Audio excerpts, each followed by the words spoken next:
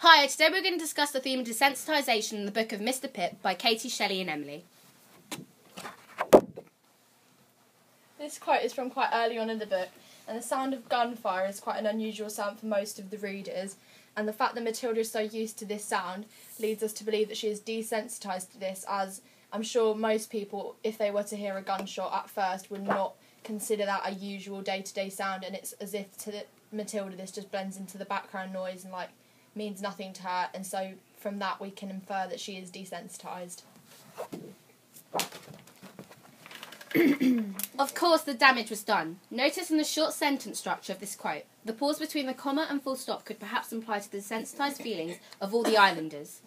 As none of the characters are able to do much about the dramatic past events, normally after traumatic events like death, feelings of depression and grief follows after. However, not for the islanders, as their feelings are resistant when it comes to dealing through horrific situations.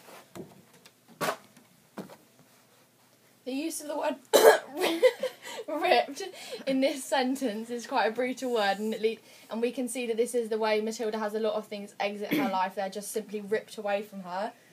And we can see that the fact she is staring at the dog but yet doesn't feel any emotion shows that she doesn't see this as something sad or upsetting, and therefore we can also infer she's desensitised as she has no emotions towards the situation. So the overall themes...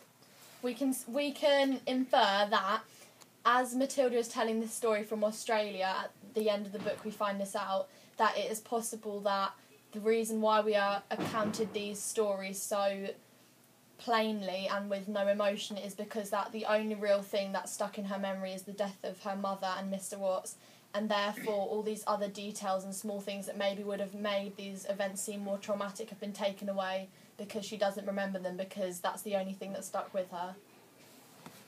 Thank you for watching. Woo!